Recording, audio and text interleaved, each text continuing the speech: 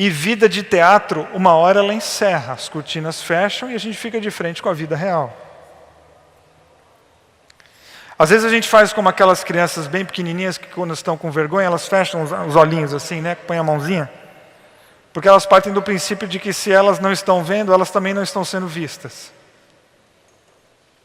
Então, mas essa é uma ingenuidade linda, permitida às crianças, não mais a nós. Os tempos estão sombrios, todos os sinais estão sendo dados. Acorde enquanto é tempo.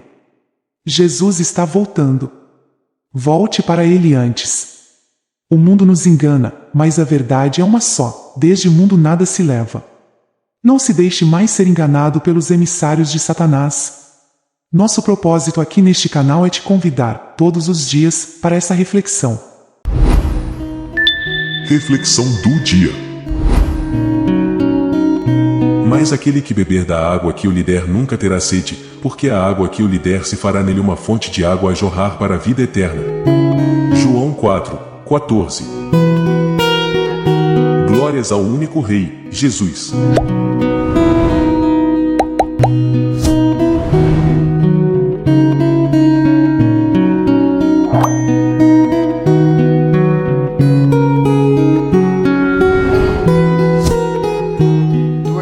Dois textos de 1 Samuel 17, primeiro do versículo 8 até o 11 e depois do 40 até o 47. Eu leio na versão A Mensagem e o texto será projetado aqui nas telas laterais. Diz assim a palavra de Deus: Golias, de sua posição, desafiava os israelitas. Por que incomodar todo o exército? Não sou eu um filisteu e vocês súditos de Israel? Escolham o seu melhor guerreiro e tragam a mim. Se ele tiver sorte e me matar, os filisteus serão seus escravos. Mas se eu tiver sorte e matá-lo, vocês serão nossos escravos e passarão a nos servir. Estou desafiando as tropas de Israel. Tragam-me um homem que possa duelar comigo. Quando Saul e as tropas ouviram o desafio do filisteu, ficaram aterrorizados e perderam a esperança. Agora nós vamos para o versículo de número 40. Davi pegou seu cajado de pastor, escolheu 5 pedras lisas de um riacho, guardou-as no seu alforje de pastor e com seu estilingue se aproximou de Golias. O filisteu, que andava de lá para cá, atrás de seu escudeiro, viu Davi se aproximando. Ele olhou para baixo e zombando disse: Vejam só, um jovem ruivo e arrumadinho. Golias ridicularizou Davi. Acaso sou um cachorro para você vir me enxotar com um pedaço de pau? E amaldiçoava Davi, invocando os seus deuses. O filisteu esbravejou: Venha, vou atropelar você e deixar seu corpo para os corvos. Será um prato cheio para os animais do campo. Davi respondeu: Você vem contra mim com espada, lança e dardos. Mas eu venho em nome do Senhor dos exércitos de anjos, o Deus dos exércitos de Israel, de quem você zomba e a quem amaldiçoa. Hoje mesmo o Eterno entregará você nas minhas mãos. Estou prestes a matá-lo, cortar sua cabeça e entregar seu corpo e também o corpo de todos os seus companheiros filisteus aos corvos e animais selvagens. Toda a terra saberá que há um Deus extraordinário em Israel. Todos aqui ficarão sabendo que o Eterno salva, sem depender da espada ou da lança. A batalha pertence ao Eterno. Ele entregará vocês em nossas mãos. Senhor, mais uma vez nós fechamos os nossos olhos e abrimos o nosso coração, pedindo que o Teu Espírito nos ajude, nos conduzindo à Tua verdade nessa noite. Nesse texto tão distante da nossa vida, com uma lógica de guerra bélica, de destruição de um ao outro, nós pedimos que a nossa vida encontre pontos de conexão e que esses pontos sejam transformadores. Para que ao sair dessa reunião aqui na Bethesda, nós e as pessoas que estão nos acompanhando pela internet, tenhamos o sentimento de que Deus soprou vida no nosso coração. Que nós, ao sairmos daqui hoje à noite, tenhamos um pouco mais de vontade de viver e de viver ao Teu lado. Em nome de Jesus. Amém. Eu comecei a minha reflexão de hoje de manhã relatando uma corrida que fiz com o Ricardo no deserto do Saara. E hoje vou, à noite, fazer a mesma coisa, mas relatar sobre um outro ponto de vista. Então, se você estava aqui de manhã, não vá embora, porque é outra mensagem. Porque nós encaramos no deserto do Saara uma prova de 104 quilômetros, que nós cumprimos em 3 dias de corrida. O segundo dia foi o dia mais difícil. Nós corremos por 30 quilômetros. E creio que foi o mais difícil por causa do terreno. Tinha muita areia, muita duna. Areia fofa e não areia dura.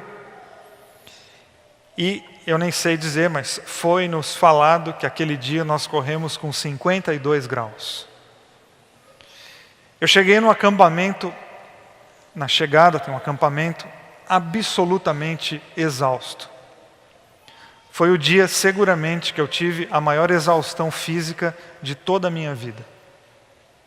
E pela primeira vez eu pensei em desistir de uma prova. Porque nós ainda tínhamos o dia seguinte pela frente, e o dia seguinte seriam mais 42 quilômetros. E eu pensei comigo mesmo, eu quase não completei os 30 hoje, como é que eu vou completar 42 amanhã? Sendo que amanhã eu já estou mais cansado do que eu estou hoje, porque tem os 30 hoje nas minhas costas. E eu passei aquela tarde no acampamento, no deserto, negociando comigo mesmo. Sabe quando a gente fica tentando arranjar desculpas para nós mesmos? Foi o que eu fiz aquela tarde. E em algum momento eu percebi que eu tinha uma preocupação social. O que eu vou dizer lá em casa? Sabe o famoso o que é que eu vou dizer lá em casa? Pô, eu saí do Brasil, eu vim para Tunísia, no deserto do Saara, na África, para voltar para casa sem completar a prova. E eu comecei a negociar comigo mesmo o que é que eu ia dizer, inclusive aqui na Bethesda, porque todo mundo sabia que a gente tinha ido correr. Aí eu pensei, eu não devo satisfação para ninguém, que já ia me justificando que eu ia desistir. Quem já correu no Saara que me cobre. Essa é boa, não é não? Que ninguém aqui ia me cobrar, eu acho, né? Pelo menos eu tentei. E vocês que nunca nem tentaram. Eu já estava brigando com vocês. E vocês nem falaram nada para mim. E outros pensamentos que tomaram conta de mim. Até o momento em que eu percebi que desistir ia doer muito mais do que tentar. Porque às vezes na vida a gente precisa chegar a essa conclusão. Desistir dói mais. Abandonar a corrida dói mais do que enfrentar as dores do dia seguinte. Porque eu saquei uma hora que eu ia ficar com uma dívida, não é com os outros, eu ia ficar com uma dívida comigo mesmo. E eu cheguei a ter esse raciocínio, eu vou desistir, eu vou chegar no Brasil, e o ano que vem eu vou querer fazer tudo de novo para completar a prova. Então deixa eu completar logo agora, que eu já corri os 2 primeiros dias e só falta 1. Melhor tentar. E decidi tentar. E acordamos aquele dia, acordaram a gente mais cedo, a prova, a largada acho que era 8 da manhã, esse dia foi às 6, para a gente pegar o sol mais, sei lá, só 38 graus. E não 50. E acordei e escolhi um ritmo para minha cabeça, para eu correr, para completar a minha prova. E completei.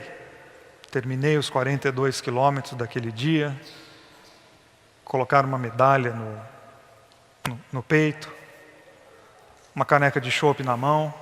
O chopp mais gostoso que eu já tomei na vida foi aquele lá. Depois de 42 quilômetros, foi inexplicável. Dor por todo, tinha dor, só não tinha dor nos cílios. O resto do corpo tinha dor. E eu me lembro que tive 11 bolhas no dedão do pé. E eu falei para o Ricardo quando eu cheguei lá, falei, Ricardo, eu vou tirar o tênis agora, junto com o tênis vai sair minha unha. Mas com esse sentimento de dor, com dor no corpo por todos os lados, tinha um sentimento de realização. De ter derrubado uma coisa que para mim era literalmente um gigante. de pensar em 42 quilômetros na areia, no sol escaldante do Saara. E o Saara, e eu falei isso aqui hoje de manhã, ele foi uma prova física, mas para mim ele foi uma prova espiritual. Deu para mim contornos espirituais. Eu vou levar para a minha vida como uma lição espiritual. Porque ele me colocou diante de uma encruzilhada, que é de abandonar provas, ou pelo menos tentar concluir as provas que a vida coloca diante de nós, e que não necessariamente nós pedimos para correr. Porque vamos combinar, às vezes parece que jogar a toalha e desistir parece ser a melhor opção. Abrir mão parece ser a decisão mais sensata. Desistir parece ser naquele momento algo, poxa, é a melhor coisa eu desistir disso aqui. Mas a gente precisa pensar bem antes de desistir, porque às vezes desistir pode trazer dores maiores do que aquelas que correr produz no nosso corpo. A questão é que a vida é muito mais séria e muito mais difícil que uma prova que 2 insanos brasileiros vão fazer no deserto do Saara. A vida é mais complexa.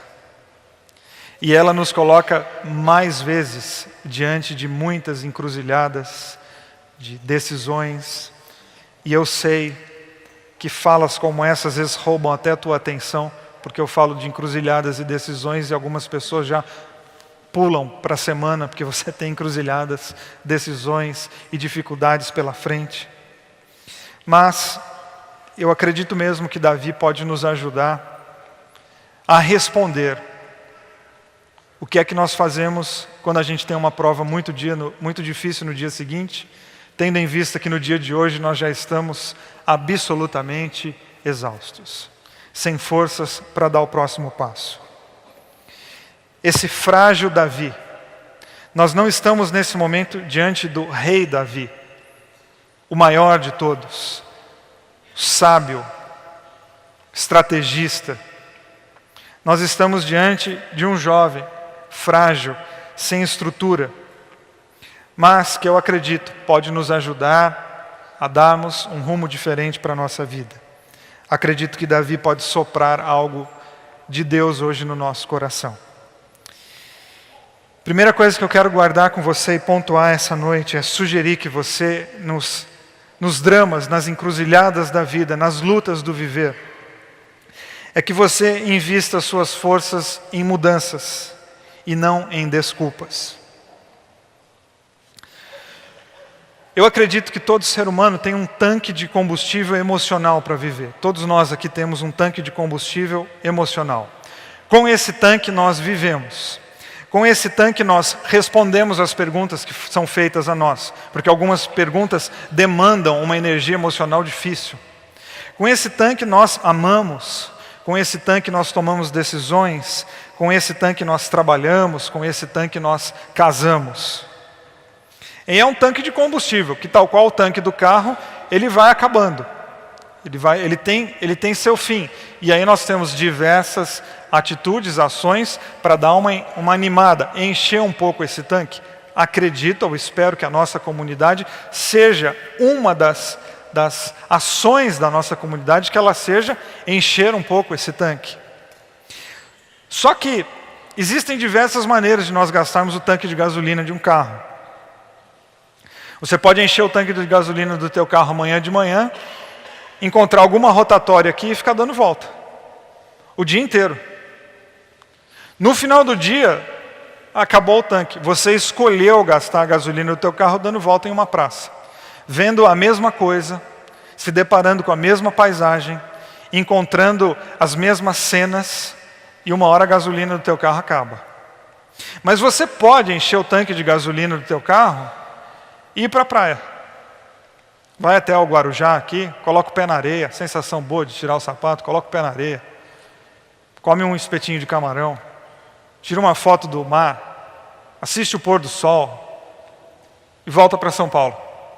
No final do dia, o teu tanque de gasolina acabou. Ou seja, o tanque de gasolina acaba? Acaba.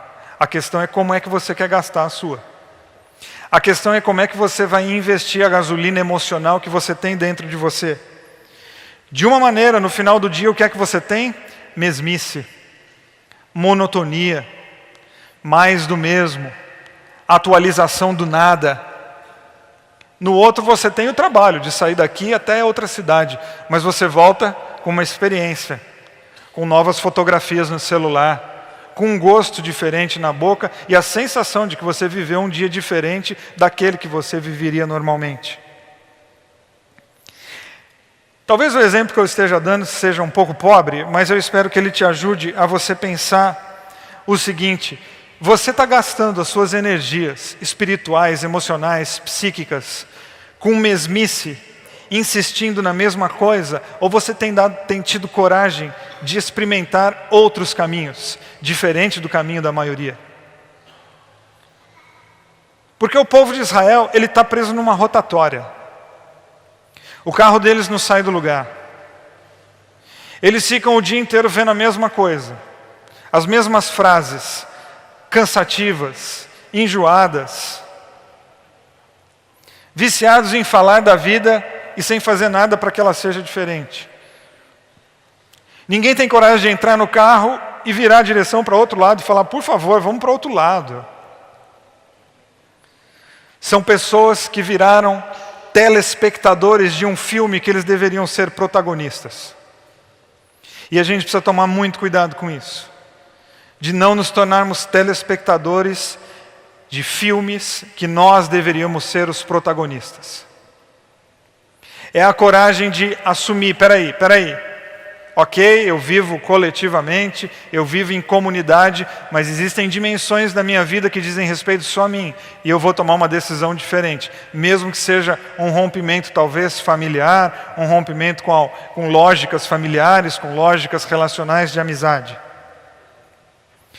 Aqui nós temos pessoas que estão diante de um problema que está comprometido. Porque vamos combinar, nossos problemas eles têm um compromisso, eles não largam a gente, já viu? Os nossos problemas são fiéis, eles não abandonam.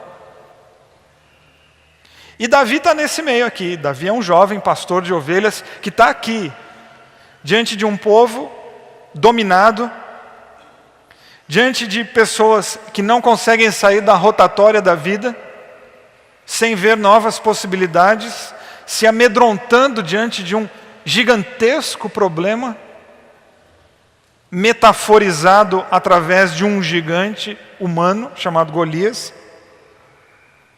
E para mim o Golias, ele é uma metáfora de um gigante maior, chamado covardia. Covardia, ela começa a mostrar o ar da sua terrível graça quando as pessoas começam a ficar mais preocupadas em dar uma explicação do que viver algo diferente. É quando a gente cai nas nossas justificativas, e algumas bastante inapropriadas. E Davi então, ele chega uma hora e ele bate a mão na mesa, de dizer: opa, existem outros caminhos diferentes desse aqui, porque esse aqui é um caminho abafado, nós estamos abafados, a gente precisa de um sopro novo de vida. O Golias está cada dia maior, não em estatura física, mas em moral. Porque um problema que todo dia bate na nossa cara e a gente finge que ele não existe, ele aumenta. Porque todos os problemas da minha vida que eu trato com omissão, a omissão é um adubo que eu dou para o problema. Toda indiferença é um adubo. A minha omissão não é simplesmente fingir que não está acontecendo. A minha omissão é uma maneira de eu alimentar algo que está me oprimindo. Ou seja, o Golias está cada dia maior. A Bíblia diz que ele de manhã e de noite chamava as pessoas para a batalha. Todo dia que eu passo sem entrar em contato com aquilo que precisa de um confronto, todo dia que passa sem que eu tenha coragem de sair dessa rotatória, eu estou empoderando o meu problema. Pode até no momento dar uma sensação boa de: mas é que eu estou fingindo que ele não existe. Mas até quando que você vai fingir que ele não existe? Porque você mesmo já está dizendo que é um fingimento. E vida de teatro, uma hora ela encerra, as cortinas fecham e a gente fica de frente com a vida real. Às vezes a gente faz como aquelas crianças bem pequenininhas que quando estão com vergonha, elas fecham os olhinhos assim, né? Põem a mãozinha. Porque elas partem do princípio de que se elas não estão vendo, elas também não estão sendo vistas. Então, mas essa é uma ingenuidade linda, permitida às crianças, não mais a nós. E Davi não se submete a essa lógica do mundo em que ele vive. Tem esse espírito coletivo de omissão e de indiferença, o famoso todo mundo faz, que a gente conhece bem, porque nós somos brasileiros. Não, mas todo mundo está fazendo assim. Estão todos presos na rotatória da vida, dando voltas, sem destino algum. São todos escravos de si. São todos prisioneiros dos seus medos, porque a questão não é ter medo, a questão é quando você se torna prisioneiro dos seus medos. Medo é uma coisa super importante de você sentir. A questão é quando você se torna prisioneiro dos teus medos. Medo é importante, faz a gente ficar esperto. E Davi procura uma saída e encontra, porque ninguém precisa ficar repetindo as frases dos outros. Ninguém precisa aumentar a fila da omissão, você pode ser o ponto de diferença. Você pode ser o sopro de Deus no mundo em que você vive. Você pode ser o sopro de Deus na tua casa. Você pode ser a pessoa que vai colocar uma nova lógica dentro de um sistema familiar que você participa. E Deus oferece uma saída, e Davi aceita essa saída. Qual que é? É uma saída chamada coragem. E coragem não é uma solução imediata. Coragem não é alguma coisa que jogam na nossa cara e a gente de repente fica corajoso. Não, coragem é uma atitude que eu tomo e o meu medo não vai embora. A coragem continua aqui, ela e o medo estão dentro de mim. Não é que a coragem chega e o medo vai embora. Não, a coragem chega para que eu encare aquilo que eu tenho medo. Os dois vão ficar aqui dentro, brigando. Você pode dizer assim, eu sou muito medroso. Então, é você que precisa de coragem. Davi precisa dessa coragem porque ele tem que enfrentar várias questões, como nós. Porque nós reduzimos a luta de Davi a uma batalha física de uma pequena pessoa com uma grande pessoa. Não, Davi enfrenta muitos. A gente poderia falar, acho que um mês inteiro aqui sobre tudo que Davi enfrenta. O Golias é uma questão final. Porque antes dele enfrentar o Golias, ele tem que enfrentar e vencer e passar um espírito de covardia. Poxa, essa luta é enorme. Antes de enfrentar, depois que ele enfrenta o espírito da covardia, ele tem que enfrentar a desconfiança. Porque ninguém acredita no Davi. Depois que ele supera a desconfiança, ele tem que enfrentar a zombaria, porque o pessoal tira sarro de Davi. Depois disso tudo, ele tem um gigante para derrubar.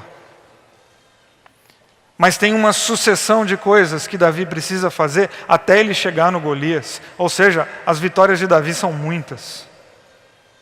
Os ensinamentos de Davi são muitos. O Davi precisa aguentar a repressão alheia quando ele decide ser diferente. Porque o dia que você decidir pensar diferente do meio em que você está, você vai enfrentar diversos gigantes ao teu redor. Eu gosto muito de uma frase do Alejandro Jodorowsky que diz assim: pássaros criados em gaiolas acreditam que voar é uma doença. Davi é livre. Ele se percebe livre, ele sente em Deus uma autorização a viver de uma maneira diferente ao povo dele. E quando ele aceita essa autorização e diz, Deus, eis-me aqui, eu vou fazer alguma coisa diferente. Aí começa a zombaria. Por quê? Porque pássaros criados em gaiolas acreditam que voar é uma doença. O povo de Israel são pássaros engaiolados, entristecidos, sem vida, porque todo pássaro engaiolado é um pássaro triste, e quando eles veem um garotinho sem estrutura, sem condição alguma, batendo asa para voar, aí começa a zombaria. Não, mas você não tem condição. Olha você, rapaz, tu é um ruivinho arrumadinho. Aí Davi então tem que enfrentar outros gigantes. Está vendo como a vida é complexa, muito mais difícil que correr no Saara? Davi faz o que todo mundo devia estar fazendo. E porque ele faz isso, ele começa a viver constrangimentos. Fruto de uma coisa super comum do nosso mundo, sabe o que é? Inveja. Sabe o que é inveja? A inveja é quando uma pessoa não suporta o que você está fazendo e ela te ataca. Não é uma regra, mas na maioria dos casos é isso. Ela te ataca por uma razão. Ela queria viver o que você está vivendo. Quem corre aqui sabe, tem um exemplo bom disso, né? Quem corre aqui em São Paulo, corredor de rua, está correndo, alguém passa assim, vagabundo, vai trabalhar. Não, esse cara que gritou, na verdade, ele morre de inveja, porque ele queria ter a disciplina que você tem de correr. Mas na ausência da disciplina, o que é que ele faz? Ele ataca, porque a inveja revela sempre uma falta. O invejoso não aceita a sua condição medíocre e ele parte para o ataque. Um ataque que pretende preencher o vazio que existe dentro dele mesmo. Eu aprendi isso com Leandro Carnal. A inveja é a tristeza pela felicidade do outro. O que as pessoas sentem em Davi? Eles acham mesmo que Davi é fraco? Eles acham... Não, eles morrem de inveja da coragem que Davi teve de se levantar contra sistemas que matam e ser um facho de luz e de esperança no mundo em que ele vive.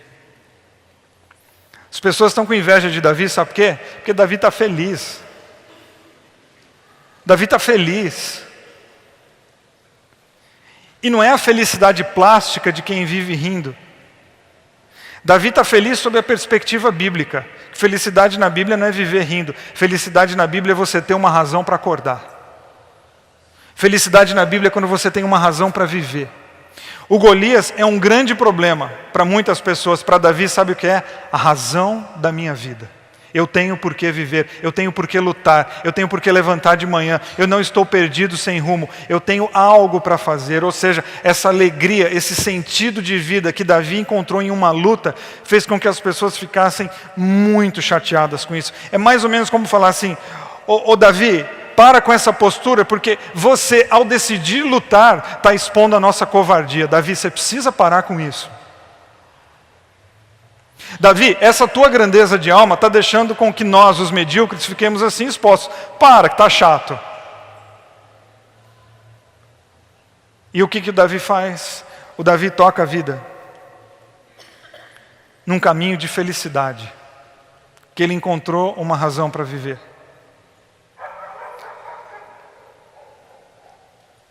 Porque ele vive no meio de um povo que está esperando a morte chegar. E ele diz, não. Um dia eu vou morrer, mas vai ser depois de muito viver. Não, um dia eu vou dar meu último suspiro, é verdade. Mas eu vou dar um trabalho para essa tal dessa morte que ela não acredita. Mas ela vai ter um trabalho para me levar daqui. Porque eu tenho uma razão para viver. Eu tenho uma razão para levantar. Eu tenho um Golias me esperando para derrubar. Olha que oportunidade que eu tenho. Eu tenho um Golias para derrubar. Eu tenho um desafio. Minha semana não é um negocinho qualquer que eu não sei o que eu vou fazer, não. Não, eu tenho coisas para fazer e eu vou tentar. Eu não vou deixar a vida passar assim, ao Deus dará, ao acaso perdido, não. E Davi não está preocupado com o que pensam, não. Davi já superou as questões estéticas, e ele vai para a luta. Davi vai para a luta, porque ele tem uma confiança absurda em algo que ele não vê. O nome disso é fé. É quando nós temos uma confiança absurda em algo que nós não podemos ver.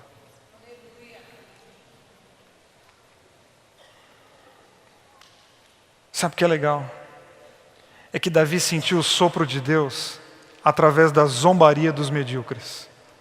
Porque quando a gente tem intimidade com Deus, a gente sente Deus falar de maneiras inusitadas, em lugares inesperados. Eu acho que a lógica do Davi é mais ou menos assim. Davi, tem um cara ali que é medíocre e ele está falando mal de você. Ah, então bom sinal, vou continuar do jeito que eu estou.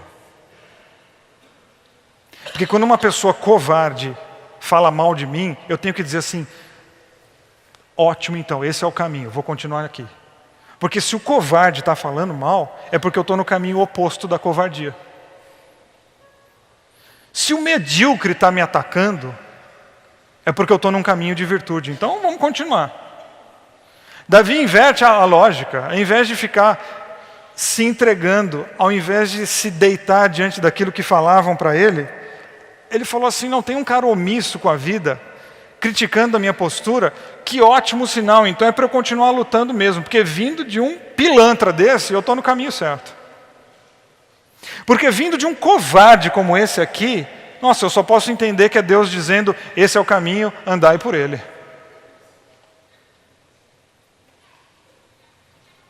Ou seja, não passe a vida buscando a aprovação de quem você reprova. Porque nós somos tão doidos que a gente faz isso. Porque nós temos um desejo de aprovação, todos nós, não precisa se sentir com autoestima ruim não, isso é do ser humano. Todo ser humano quer ser aprovado. Né? A gente dá o presente bem bonitinho para a criança no aniversário dela, é para ela ficar feliz, mas é porque a gente quer que ela goste mais do nosso. Põe o nome bem grandão, da tia fulana. Porque eu dou o presente porque eu também quero ser aprovado com esse presente. A gente passa a vida sendo aprovado, aí vem o sistema, o MEC no Brasil, e potencializa isso, porque a gente tem que fazer uma prova para ser aprovado. E a gente passa a vida tendo que ser aprovado. E às vezes a gente quer ser aprovado, inclusive por gente que a gente não aprova. Ó que doideira. Não, de quem eu não aprovo, eu não quero aprovação, eu quero que você me reprove mesmo.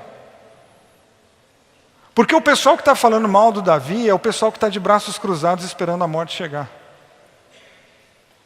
Pô, deles eu não quero esperar nada de bom. E Davi poderia desistir? Poderia, mas acho que ele pensou, desistir vai doer mais. Não desistir vai ser mais dolorido. Porque desistir colocaria Davi na vala comum. Porque talvez desistir de lutar com Golias significaria que Davi também ia desistir de viver. E ele então vai lutar do seu jeito, da sua maneira. Havia toda uma maneira de lutar, havia a roupa certa para lutar. Inclusive, nós não lemos aqui, mas Saul dá a roupa, o rei Saul dá a roupa dele para o Davi lutar. O Davi veste a roupa de Saul. Deve ter ficado bonito pra caramba, porque era a roupa do rei. Só que não era a roupa de Davi. E na vida eu tenho que aprender a lutar com a minha roupa, do jeito que eu sou, com a pessoa que eu sou. O Davi não consegue sair do lugar com a roupa de Saul. Deve ter falado, rei, olha, ficou muito bom, mas para mim não vai dar. Está pesado demais, porque eu luto com leveza, eu não luto com lança. Porque eu não luto baseado naquilo que eu vejo, eu luto baseado em alguma coisa que mexe com as minhas entranhas. E isso para mim basta.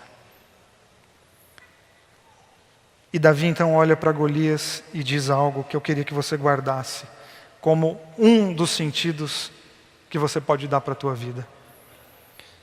Toda a terra saberá que há um Deus extraordinário. E todos aqui ficarão sabendo que o Eterno salva, sem depender da lança ou da espada. A gente pode pegar essa frase final de Davi, tirar esse contexto bélico, militar, e trazer para a nossa vida com contornos existenciais. Dizer, Deus, eu quero viver de maneira tal que as pessoas, ao passarem pela minha vida, sintam um sopro de Deus e que elas saibam que há um Deus soprando vida e esperança por aí. Perguntaram...